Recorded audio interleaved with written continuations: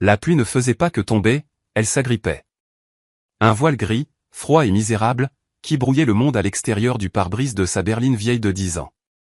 Kiran regardait fixement la lettre entre ses mains, le papier s'amollissant déjà dans l'air humide de la voiture. L'entête de l'entreprise était nette, la signature en bas brutalement indifférente, à effet immédiat, 2 mots pour démanteler une décennie de loyauté. Il leur avait donné ses meilleures années, celles qui avaient suivi le décès de sa femme, celles où le travail était la seule chose qui lui semblait solide sous ses pieds. Et maintenant? C'était fini. Remplacé par une indemnité de licenciement qui ressemblait plus à une insulte qu'à un filet de sécurité. Son téléphone vibra sur le siège passager, une vibration sèche et insistante contre le tissu usé. Il n'avait pas besoin de regarder. Il savait de qui il s'agissait, Simone. Il avait eu l'intention de l'appeler pour lui annoncer lui-même la mauvaise nouvelle, mais les mots étaient restés coincés quelque part dans sa gorge, lourds d'échec. Le téléphone vibra de nouveau. Il finit par le décrocher, s'attendant à entendre sa voix, mais ce n'était qu'un message, un mur de texte. Il parcourut les mots, son cœur se serrant à chaque ligne. Je ne peux plus faire ça, Kiran. Besoin de quelqu'un qui a de l'ambition, un avenir? Cette histoire de restructuration dans ton entreprise. J'ai entendu des rumeurs. C'est pour le mieux. Il n'y avait pas de question, pas de conversation, juste un verdict. Elle l'avait quitté. Le jour même où il avait tout perdu. Il laissa le téléphone retomber sur le siège.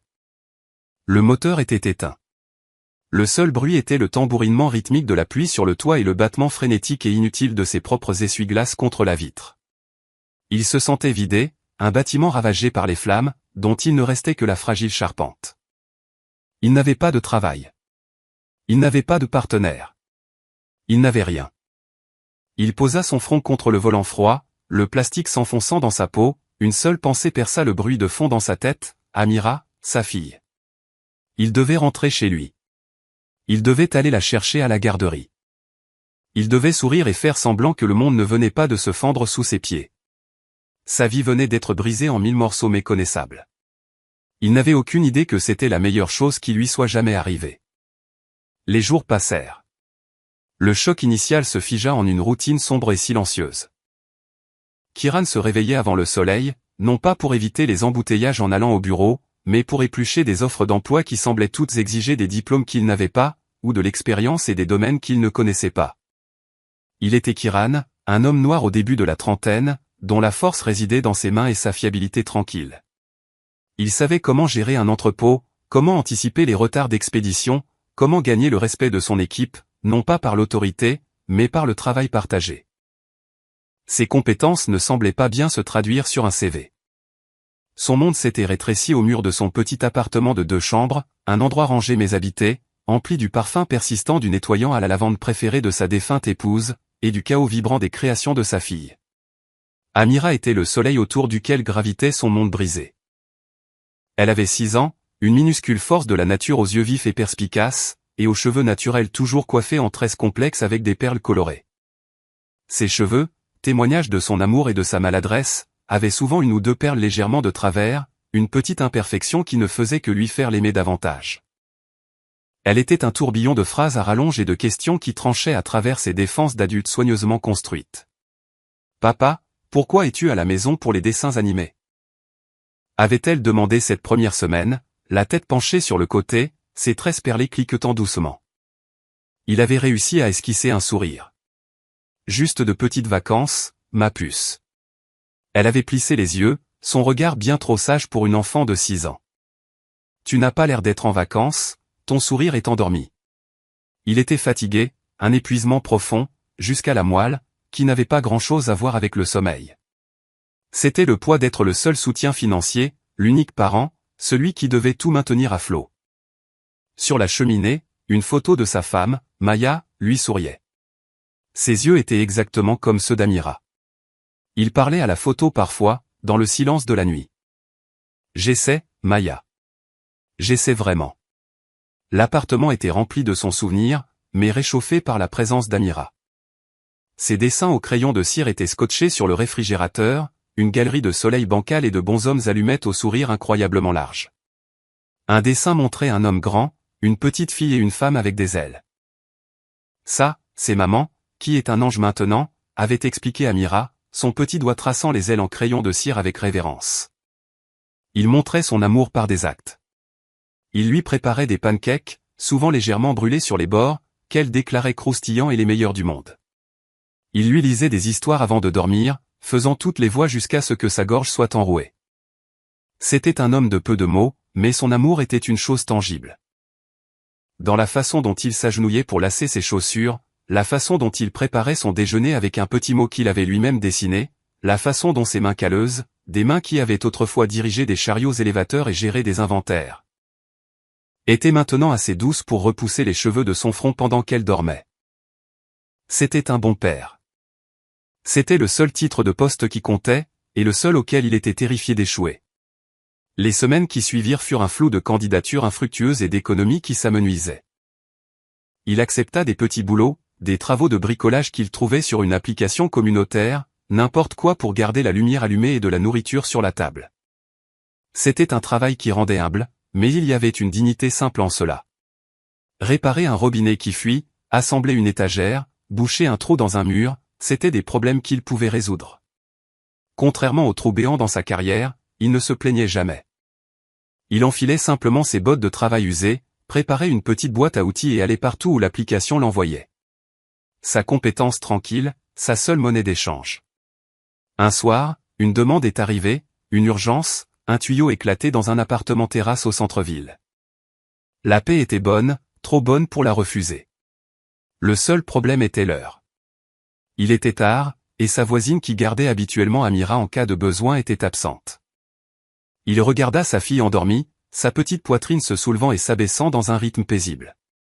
Il ne pouvait pas la laisser, mais il ne pouvait pas se permettre de refuser le travail. Avec un profond soupir, il prit une décision. Il la réveilla doucement, l'enveloppa dans sa couverture papillon préférée et la porta jusqu'à la voiture. « On part pour une petite aventure, ma puce, murmura-t-il. En espérant qu'elle n'en verrait pas la fin. Naïma Sterling commandait les salles de conseil d'administration. Son monde en était teint de verre et d'acier, de rapports trimestriels et de réunions d'actionnaires. Elle était la PDG d'une entreprise technologique de plusieurs milliards de dollars, un poste qu'elle avait atteint à la force du poignet avec une précision implacable, et un intellect capable de démonter une proposition commerciale bancale en moins d'une minute. Son apparence était une extension de son contrôle. Des tailleurs élégants coupés à la perfection, des bijoux minimalistes, et ses cheveux naturels coiffés en un chignon élégant qui transmettait puissance et grâce. Sa peau brun foncé semblait briller sous les lumières fluorescentes crues de son bureau, témoignage d'une routine de bien-être qui était aussi rigoureusement planifiée que ses réunions. De l'extérieur, elle avait tout. Son appartement terrasse qui aurait dû lui procurer un sentiment de triomphe, mais qui l'isolait au contraire. Le silence dans son appartement était absolu. C'était un espace stérile, parfaitement agencé, décoré dans des tons de blanc et de gris. Il n'y avait pas de dessin au crayon de cire sur le réfrigérateur. Il n'y avait pas de marque d'éraflure sur le parquet immaculé. Il n'y avait pas de pancakes légèrement brûlés. Naïma mangeait des repas aux portions parfaites livrés par les meilleurs restaurants de la ville, généralement seule à son îlot de cuisine en marbre, son ordinateur portable ouvert à côté d'elle. Elle était brillante, admirée, voire crainte, mais elle était profondément seule. Son succès s'était construit sur une fondation d'amour conditionnel. Ses parents avaient loué ses accomplissements, pas son esprit. Des fiançailles passées avaient pris fin lorsque son fiancé avait admis qu'il était plus amoureux de son ambition que d'elle. Elle avait appris très tôt à se forger une armure, à assimiler la vulnérabilité à la faiblesse. Son assurance était son bouclier. Ce soir-là, son bouclier se fissurait. Un grand fracas provenant de la salle de bain des invités avait été suivi du bruit horrifiant de l'eau qui jaillit. Elle, une femme qui pouvait naviguer à travers des rachats d'entreprises hostiles, resta figée et totalement impuissante alors que l'eau se déversait sous la porte, se répandant sur ses sols immaculés. Elle chercha son téléphone à tâtons, les doigts tremblant légèrement, et fit ce qu'elle faisait toujours lorsqu'elle était confrontée à un problème qu'elle ne pouvait pas résoudre. Elle l'externalisa. Elle trouva une application de plomberie d'urgence, son esprit passant en revue les coûts potentiels des dégâts des eaux, les réclamations d'assurance, la perturbation de son emploi du temps. Elle ne pensa pas à la personne qui allait venir. Pour elle, ils étaient une fonction, un prestataire de service, une solution à un cauchemar logistique. Elle fit les 100 pas dans son salon, l'eau s'infiltrant sur les bords d'un tapis onéreux, son monde soigneusement contrôlé se dissolvant dans le chaos. Quand l'interphone sonna, elle prit une grande inspiration, lissa son chemisier en soie et composa son visage pour lui redonner son masque habituel d'autorité calme. Elle ouvrit la porte, prête à donner des ordres, mais l'homme qui se tenait dans son couloir n'était pas celui auquel elle s'attendait, et il n'était pas seul. Il était grand, avec de larges épaules qui remplissaient l'encadrement de la porte, sa peau brune luisante de pluie. Il portait une simple veste de travail et des bottes usées, et ses yeux, bien que fatigués, étaient clairs et directs. Mais ce fut le petit paquet dans ses bras qui la stoppa net. Une petite fille, enveloppée dans une couverture papillon, dormait profondément sur son épaule. Sa joue pressée contre son cou. L'expression de l'homme était désolée. « Je suis vraiment navré, dit-il, sa voix basse et posée.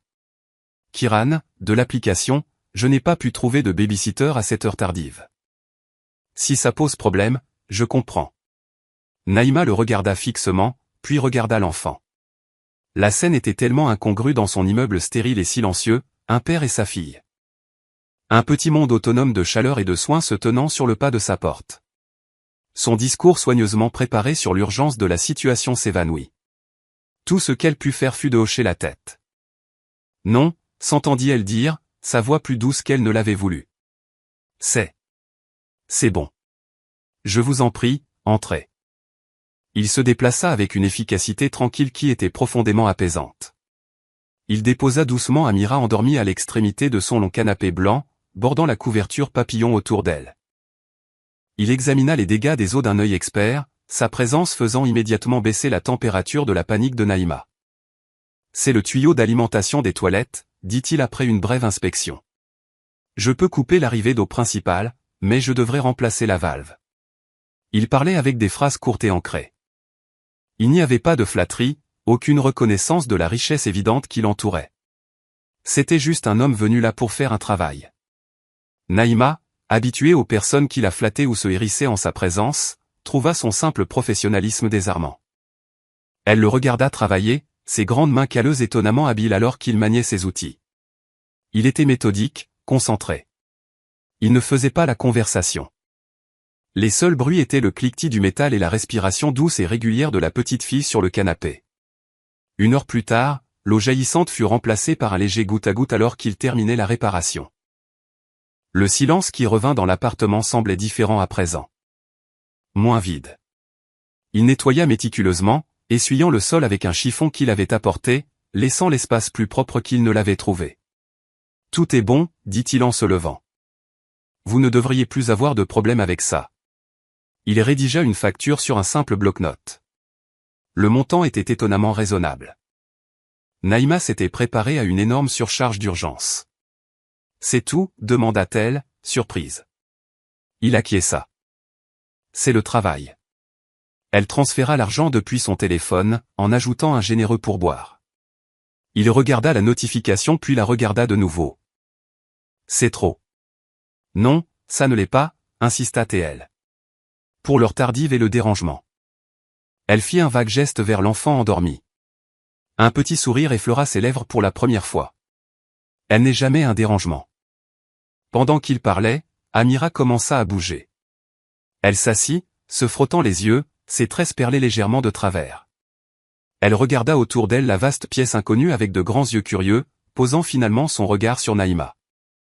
Elle n'était pas timide. Elle glissa du canapé et s'avança à petits pas vers Naïma, ses petits pieds nus silencieux sur le sol. Elle tendit un morceau de papier froissé qu'elle avait serré dans sa main. « C'est pour vous, » dit-elle, sa voix encore lourde de sommeil. Naïma le prit. C'était un dessin au crayon de cire, un soleil jaune vif avec un visage souriant.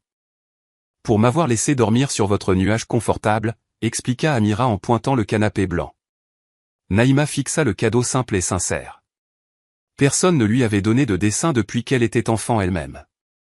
C'était un geste de bonté pure et inconditionnelle, offert sans arrière-pensée ni attente. Elle ressentit une étrange oppression dans sa poitrine et une émotion si peu familière qu'elle ne put la nommer immédiatement.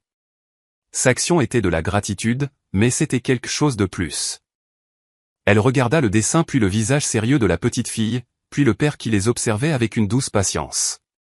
Et pour la première fois depuis des années, dans cet appartement immaculé et silencieux, Naïma Sterling sentit une fissure apparaître dans son armure.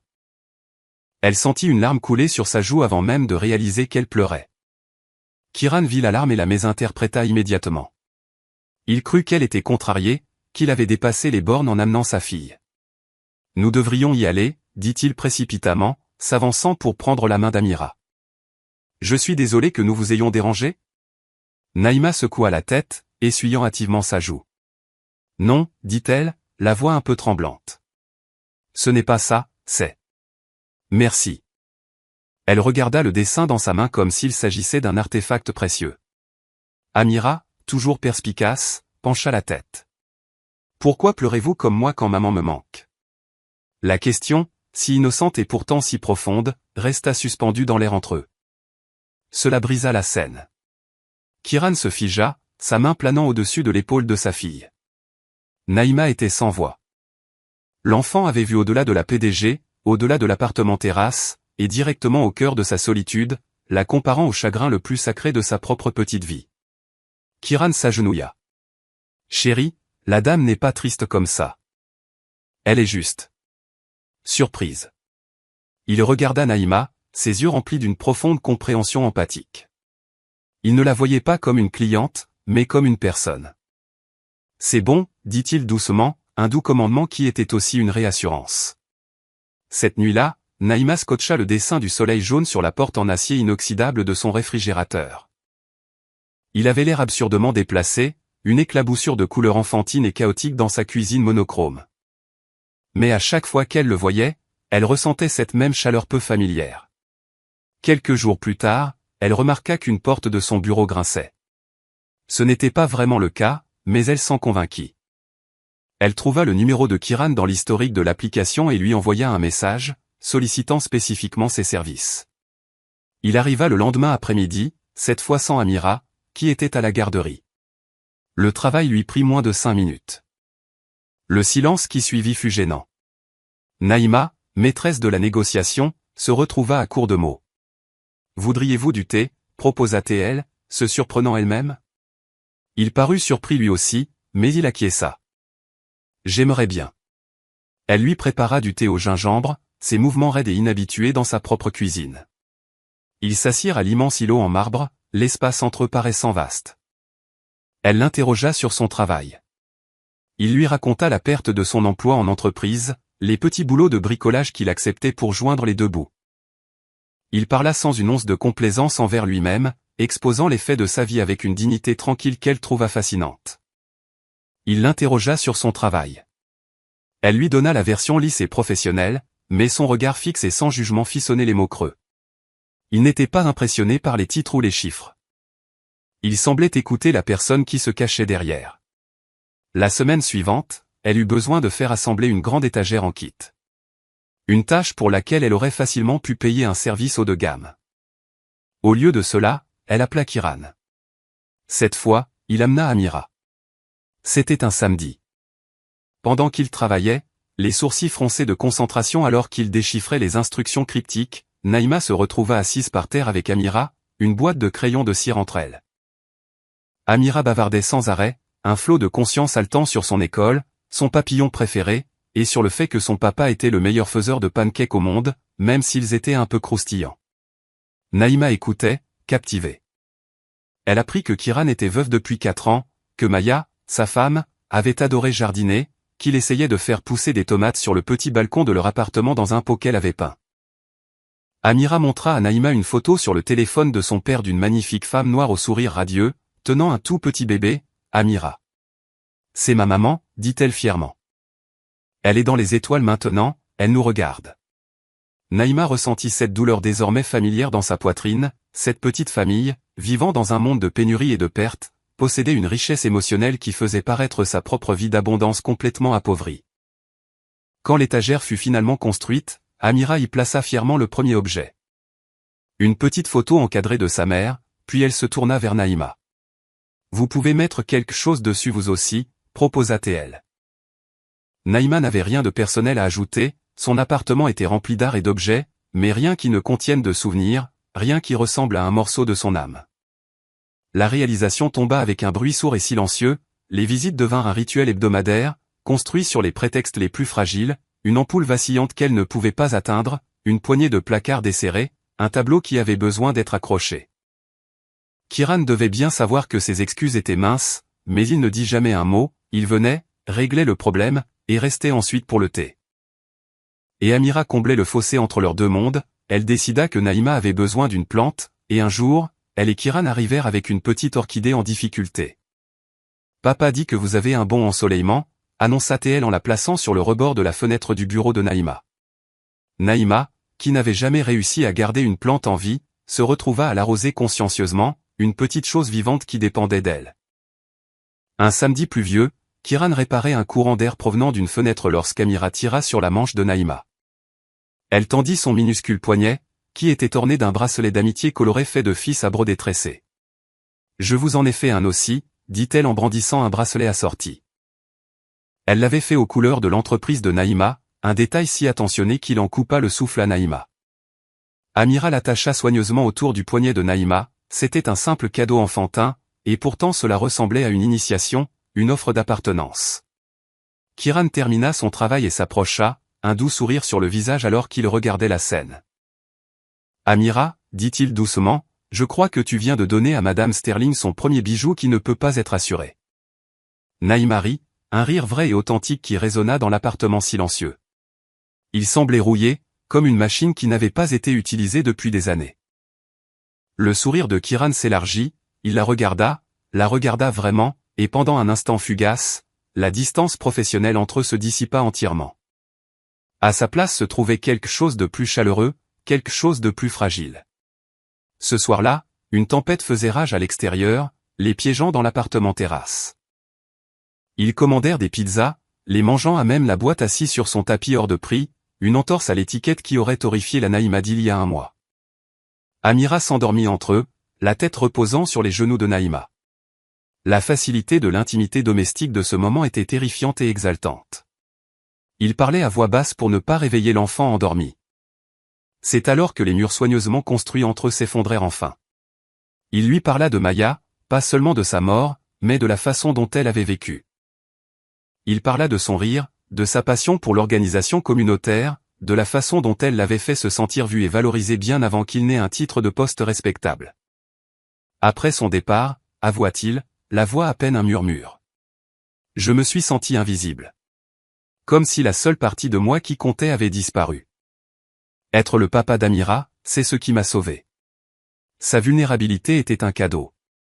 Naïma se sentit obligée d'en offrir un en retour. Elle lui parla de son enfance, de la pression constante pour être exceptionnelle, du sentiment que l'amour était quelque chose qui devait se mériter par la réussite. J'ai été dans des salles de conseil d'administration où des milliards de dollars étaient en jeu, dit-elle, le regard perdu dans les lumières de la ville au-delà de la fenêtre. J'ai ressenti la pression, l'adrénaline, mais je n'ai jamais ressenti ça.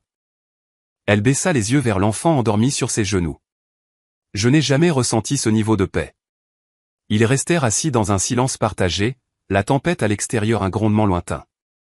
C'était un moment calme, sans hâte, de blessures partagées, de deux personnes solitaires trouvant une lueur de reconnaissance dans les yeux de l'autre. Il n'avait pas essayé de résoudre son problème. Il s'était simplement assis avec elle dans celui-ci.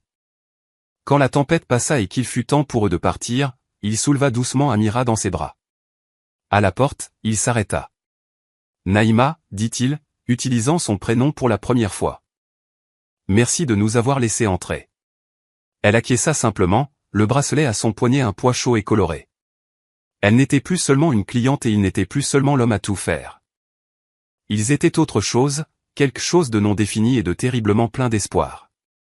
La fragile bulle de leur connexion naissante était vouée à éclater.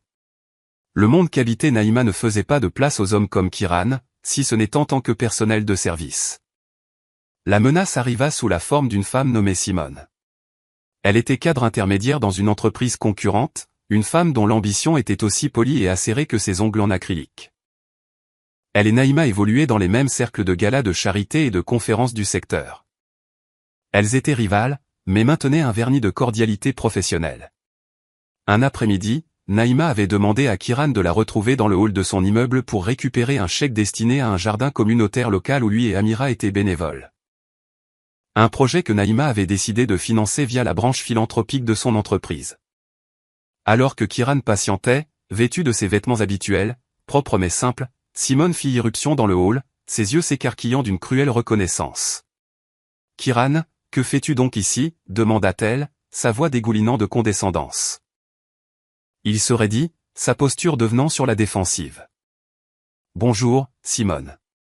Je rejoins quelqu'un. » Juste à ce moment-là, Naïma sortit de l'ascenseur. Le visage parfaitement maquillé de Simone passa de la surprise à une joie malveillante.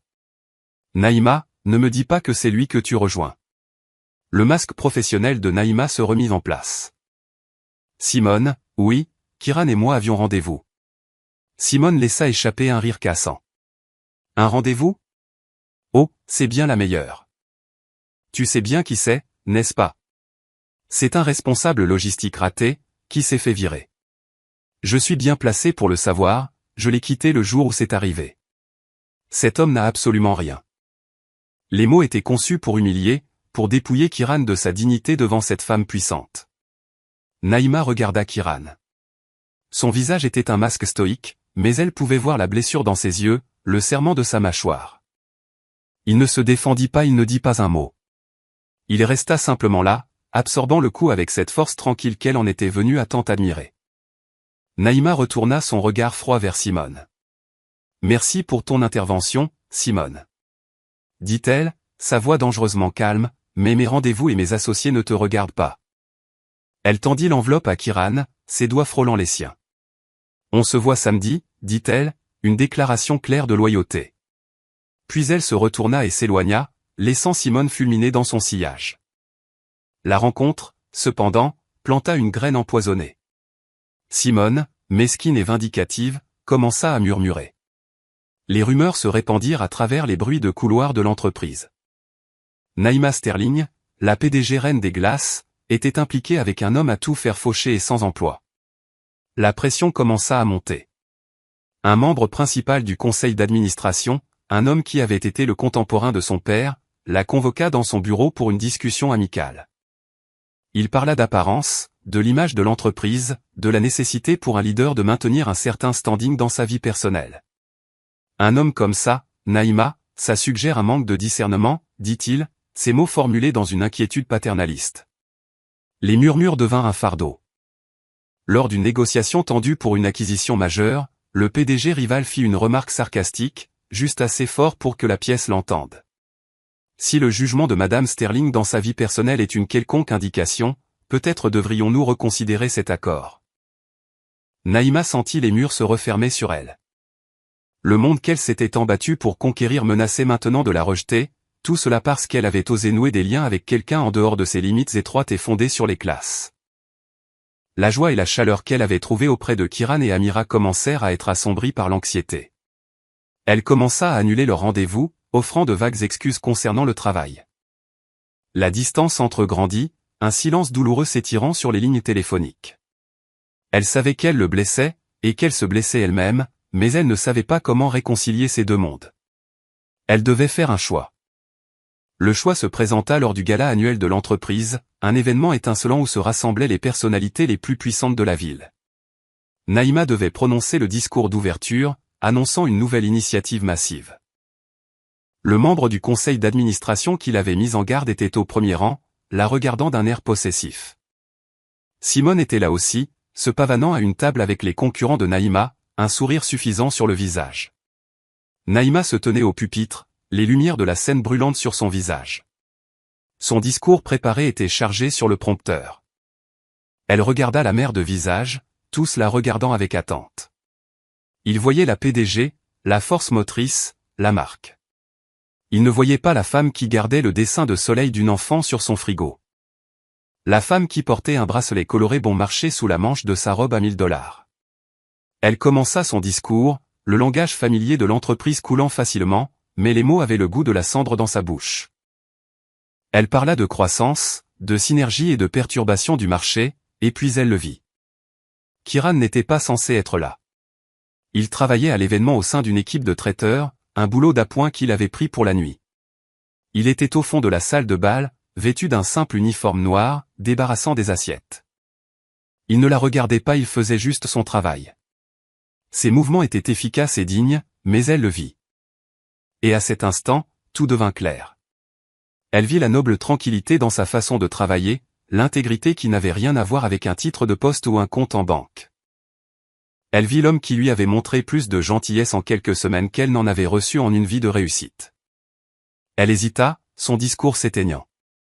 La pièce devint silencieuse. Elle détourna les yeux du prompteur, son regard trouvant le sien à travers la vaste salle de bal. Cette fois, il leva les yeux. Leurs regards se croisèrent. « Vous savez, dit-elle, sa voix soudain claire et forte, toute dissimulation disparue. Nous parlons beaucoup dans ce milieu de valeurs, d'actifs. Nous la mesurons en points de bourse et en parts de marché. » Elle prit une inspiration. « Mais on m'a récemment rappelé ce qu'est la vraie valeur. Elle ne se trouve pas dans un portefeuille. Elle est dans le caractère d'une personne. Elle est dans sa gentillesse. Elle est dans sa façon d'être présent pour les personnes qu'elle aime. » Elle regarda directement le membre principal du conseil d'administration. « On m'a récemment conseillé de faire attention aux apparences, de m'associer avec le bon genre de personnes. » Un murmure parcourut la foule. Mais les bonnes personnes ne sont pas celles qui ont le plus d'argent ou les meilleurs titres. Ce sont celles qui vous voient, celles qui vous font vous sentir assez en sécurité pour être vous-même. Elle enleva la montre hors de prix de son poignet et la posa sur le pupitre. Elle remonta la manche de sa robe, révélant le bracelet coloré qu'Amira lui avait fait. « C'est la chose la plus précieuse que je possède, dit-elle. Elle m'a été offerte par une petite fille de 6 ans. Son père est dans cette pièce ce soir. Il débarrasse vos tables. Il a perdu son emploi il y a quelques mois. Et selon certains, il n'a rien. » Son regard balaya la pièce, atterrissant finalement sur Simone, dont le visage avait pâli. « Ils ont tort. Il a de l'intégrité. Il a de l'honneur. Il a une fille qu'il adore. Il a un cœur plus grand que toute cette salle de bal. Ce n'est pas rien. C'est tout. » Elle se retourna vers le micro. « L'initiative que je devais annoncer ce soir, je vais quand même la lancer, mais pas en tant que PDG de cette entreprise. À partir de ce soir, je démissionne.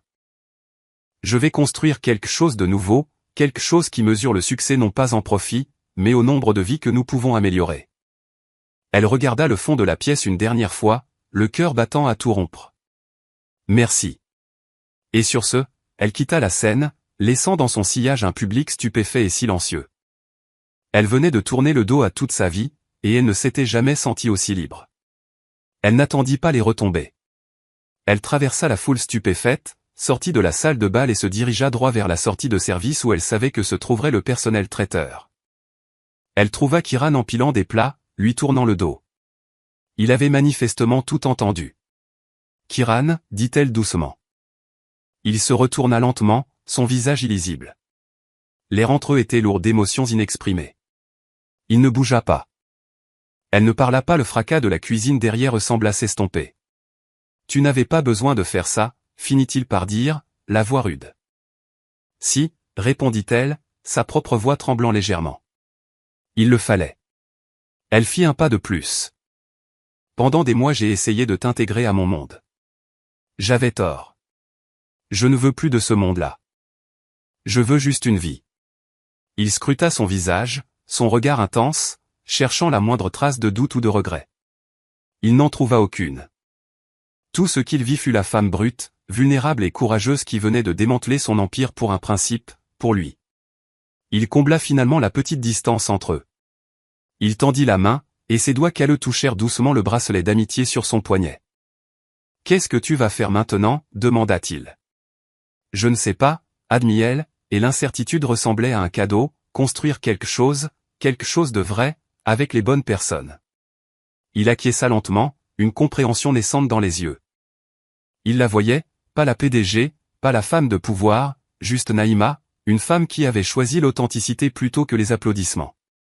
Il la ramena à son appartement. Cela semblait être le seul endroit réel de la ville. L'immeuble était vieux, le couloir faiblement éclairé, mais alors qu'il déverrouillait sa porte, la lumière chaude de l'intérieur se répandit comme une promesse. Amira, qui avait été avec la voisine, était déjà rentrée et dormait dans sa chambre. L'appartement était silencieux. Il leur prépara à tous les deux du thé au gingembre, le rituel familier les ancrant après le choc sismique de la soirée. Ils s'assirent sur son canapé usé, le même où elle avait vu un jour une enfant endormie, et ressentit la première fissure dans son armure. « Mon ex », dit-il dans le silence. Elle a vu un titre de poste, un salaire. Quand ces choses ont disparu, j'ai disparu. Tu m'as regardé quand je n'avais rien, et tu m'as vu. J'ai vu tout ce qui compte, murmura-t-elle. Elle resta. Pas seulement pour la nuit, mais pour les jours et les semaines qui suivirent. Elle déménagea de son appartement terrasse stérile pour s'installer dans un petit appartement à proximité. Sa démission envoya des ondes de choc dans le monde des affaires, mais elle ne regarda jamais en arrière. Elle et Kiran commencèrent ensemble à esquisser les plans de sa nouvelle fondation, une organisation à but non lucratif qui fournirait des ressources et un mentorat aux travailleurs qualifiés déplacés par les restructurations d'entreprises. Son esprit logique et pratique était le complément parfait à son dynamisme visionnaire. Il formait une équipe, mais plus que cela, il devenait une famille. Un après-midi, Naïma était assise sur le sol du salon de Kiran, aidant Amira à ranger ses fournitures d'art. Amira resta silencieuse un long moment, concentrée sur un nouveau dessin. Enfin, elle le tendit pour que Naïma le voie. C'était une image de 3 bonshommes allumettes, debout devant une petite maison avec un grand jardin. L'un était un homme grand à la peau brune, l'une était une petite fille noire dans une robe jaune, les cheveux en 2 chignons, et tenant leurs 2 mains se trouvait une femme à la peau brune et aux cheveux naturels, portant un bracelet coloré. « C'est notre famille », dit Amira, sa voix pleine d'une certitude simple et innocente. « Papa, moi et toi. » Elle pointa l'espace vide au-dessus de la maison. « Et maman et l'étoile, qui nous regarde. » Les yeux de Naïma s'emplirent de larmes, mais cette fois-ci c'étaient des larmes de pure joie non altérées. Elle regarda Kiran, qui les observait depuis l'embrasure de la porte. Son visage illuminé d'un amour si profond qu'il n'avait pas besoin de mots. Il s'approcha et s'agenouilla à côté d'elle, enroulant ses bras autour d'elle deux. Dans ce petit appartement rempli d'amour, entouré de dessins au crayon de cire et du parfum du thé au gingembre, Naïma comprit enfin. La maison n'était pas un endroit, c'était ça, c'était eux. Des mois plus tard, le soleil de fin d'après-midi se déversa à travers les fenêtres d'un petit bureau, illuminant des grains de poussière dansant dans l'air. Le bureau était modeste, situé dans un quartier historiquement noir bourdonnant de vie. C'était le siège de leur nouvelle fondation. Naïma, vêtue d'un jean et d'un simple pull, riait alors que Kiran essayait de démêler une guirlande lumineuse. Amira dirigeait l'opération depuis une chaise voisine, donnant des instructions solennelles. Ils décoraient leur nouvel espace, se l'appropriant. Le travail était dur, les journées étaient longues, mais c'était le travail le plus épanouissant que Naïma ait jamais accompli. Ils aidaient des gens, construisaient quelque chose qui avait de l'importance. Ce soir-là, ils s'assirent sur le petit balcon de l'appartement de Kiran, qui débordait maintenant de plants de tomates et d'herbes aromatiques, un hommage à Maya dont Naïma aidait maintenant à s'occuper. Amira était endormie à l'intérieur. La ville scintillait en contrebas, mais elle ne paraissait plus solitaire à Naïma. Elle semblait pleine de possibilités. Kiran prit sa main, son pouce traçant des cercles sur ses phalanges. « Est-ce que ça te manque parfois ?» demanda-t-il doucement. « Le bureau d'angle ? Les galas ?» Elle réfléchit un instant puis secoua la tête. « La femme que je pensais devoir être me manquait parfois, mais je n'échangerais ça pour rien au monde. » Il se tourna vers elle, l'expression sérieuse. « Simone a découvert que je travaillais à ce gala. J'ai entendu dire qu'elle disait aux gens qu'elle ne pouvait pas croire que tu gâcherais ta vie pour un homme qui n'avait rien. » Naïma sourit, une expression douce et radieuse qui illumina tout son visage. « Elle n'a jamais compris, n'est-ce pas ?» dit-elle. « Elle a découvert ce que tu as perdu. Elle n'a jamais pris la peine de découvrir ce que tu avais. Ce que tu as toujours eu. Il n'avait pas de fortune, ni de titre, ni de voiture de luxe, mais il avait une force tranquille qui pouvait surmonter n'importe quelle tempête. Il avait une capacité d'amour sans limite. Il avait une fille qui était un phare de lumière. Il avait de l'intégrité, gravée dans chaque ligne de son visage fatigué et séduisant. Il était l'homme le plus riche qu'elle ait jamais connu. Il fouilla dans sa poche et en sortit, non pas une bague, mais une unique tomate parfaitement mûre de leur jardin de balcon. Il la plaça dans sa paume. « Naïma Sterling, dit-il, la voix chargée d'émotion. M'aideras-tu à faire pousser notre jardin ? Pour de bon ? Ce n'était pas une question sur les plantes, c'était une question sur une vie, un avenir, une famille. Elle referma sa main autour de la tomate tiède. Son poids simple et terreux semblant plus précieux que n'importe quel diamant. Oui, murmura-t-elle. Oui, je resterai. Pour toujours. La voix du narrateur, chaleureuse et pensive, dirait, l'amour n'est pas quelque chose que l'on trouve dans les grands gestes, mais dans les moments calmes. Il ne se mesure pas à ce qui est gagné, mais à ce que l'on est prêt à laisser partir.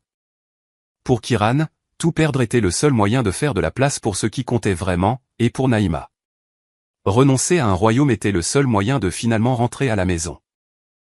La famille n'est pas toujours celle dans laquelle on est, mais celle qu'on a le courage de choisir, celle qui vous choisit en retour, et qui vous voit enfin et complètement pour tout ce que vous êtes.